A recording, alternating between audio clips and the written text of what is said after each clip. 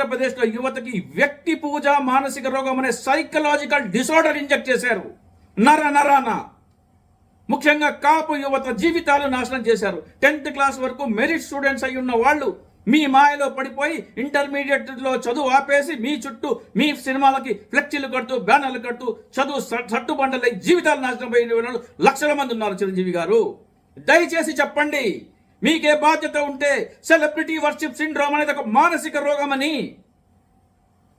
మీరు ఆరాధిస్తున్నంత ఆరాధ్యులకు మేము పాత్రలం కామని, ఒక రైతు, ఒక వైద్యుడు, ఒక ఉపాధ్యాయుడు, ఒక ఇంజనీరు, ఒక సైంటిస్టు వీళ్ళందరినీ గౌరవించిన తర్వాత చిట్ట చివరిగా మా దగ్గరికి రమ్మని చెప్పే నైతిక హక్కు, నైతిక ధైర్యం మీకుందా?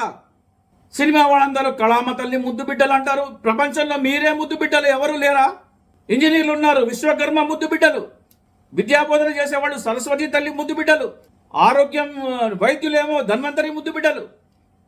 ప్రతి రంగానికి ఒక దైవం ఉంది.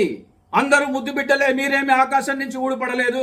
మీరేదో దైవాంశ సంబూతులని ఏదో చెప్తుని యువతని తప్పుదో మంది పట్టిస్తారు. మీరు ఏనాడైనా చెప్పారా? ఎవడైనా సరే నా దగ్గరికి ఆటోగ్రాఫ్కి వచ్చేవాడైనా సరే, ఎవడైనా సరే నా ఆడియో ఫంక్షన్కి కానీ మా సక్సెస్ మీట్కి కానీ వచ్చేవాడు మీ టీచర్ బర్త్డే చేసి, మీ డాక్టర్ బర్త్డే చేసి, ఒక రైతు బర్త్డే చేసి, ఒక సైనికుడు సత్కరించి చిట్ట చివరిగా నా దగ్గరికి రా అని చెప్పే మీ కనీస నైతిక విలువ లేదు.